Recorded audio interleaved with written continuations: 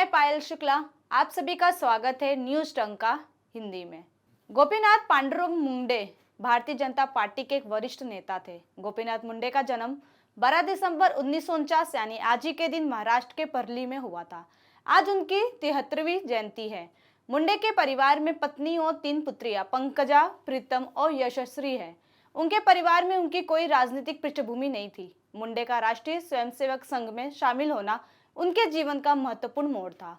उन्हें बाद में भाजपा की युवा इकाई भारतीय जनता युवा मोर्चा की महाराष्ट्र इकाई का अध्यक्ष बनाया गया। वह तत्कालीन प्रधानमंत्री इंदिरा गांधी द्वारा लगाए गए आपातकाल के दौरान सरकार के खिलाफ हुए आंदोलन का हिस्सा भी थे।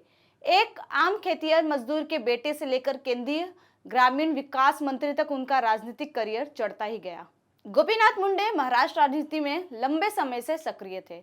1980 में ही वह पहली बार विधायक बने थे। वहीं 1980 से 1985 और 1990 से 2009 के बीच 5 बार महाराष्ट्र विधानसभा के विधायक रहे।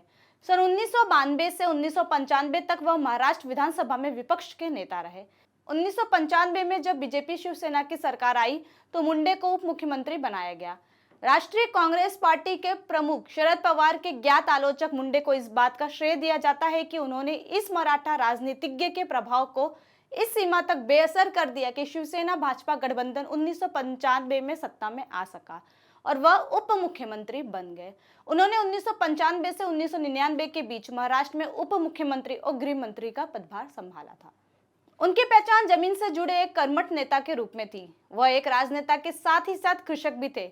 महाराष्ट्र में भाजपा की ओर से एकमात्र भीड़ जुटाने वाले नेता के तौर पर विख्यात मुंडे ओबीसी से आते थे और इसी वजह से ओबीसी में उनका काफी वजन था। ओबीसी को भाजपा के पक्ष में लाने में गोपीनाथ मुंडे ने अपना पूरा योगदान दिया। जहां उच्च जाति के लोगों ने भाजपा को समर्थन दिया तो वहीं अब निम्न जाति ने भी भाजपा को अपना पूर्ण समर्थन देना शुरू कर दिया था। भारतीय जनता पार्टी शिवसेना गठबंधन के शिल्पकार के तौर पर गोपीनाथ मुंडे प्रमोद महाजन को जानते हैं। गोपीनाथ मुंडे आज भी महाराष्ट्र भारतीय जनता पार्टी के एक छत्र नेता हैं। वहीं महाराष्ट्र में मुंडे के वर्चस्व को कम नहीं आंका जा सकता।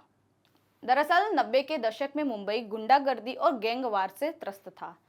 1993 में मुंबई में हुए बम धमाकों के बाद अंडरवर्ल्ड डॉन दाऊद इब्राहिम का खौफ बढ़ सा गया था। मुंबई में रोज गैंगवार होने लगी। लोग दाऊद के नाम पर फिरौती मांग रहे थे। गैंगस्टरों के साथ साथ मुंबई में अपराध में भी इजाफा हुआ था। मुंबई की सड़कों पर खून बह रहा था। न केवल गैंगस्टर बल्कि रंगधारी का शिकार हुए बिल्डरों, नेताओं और बॉलीवुड हस्तियों को भी अपनी जान गंवानी पड़ी थी।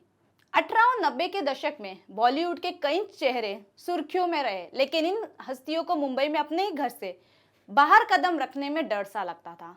उस समय बॉलीवुड के उद्यमी अंडरवर्ल्ड से डरते थे। मुंबई ठहर सी गई थी।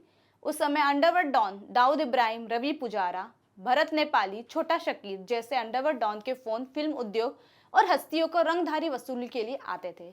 वहीं ग्लैमर के लिए सिनेमा जगत के कई मशहूर सितारे अंडरवर्ल्ड डॉन की पार्टियों और गुंडों के गैंग में हुआ करते थे। अंडरवर्ल्ड ने राजनीति और पुलिस की नाक में दम कर रखा था। पुलिस तंत्र के हाथों को खोजने की जरूरत थी।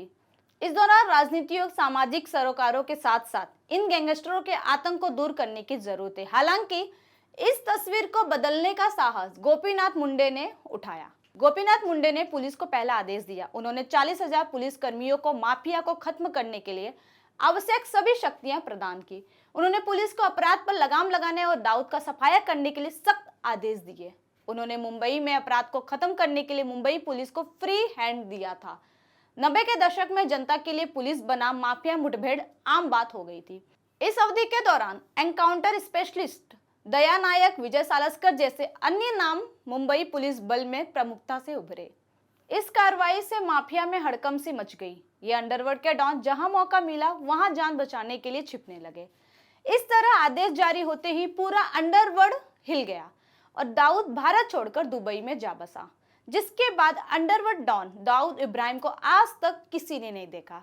ऐसा था मुंबई का गृह मंत्री का आतंक। इन सब चीजों के बाद मुंबई संभलने लगी।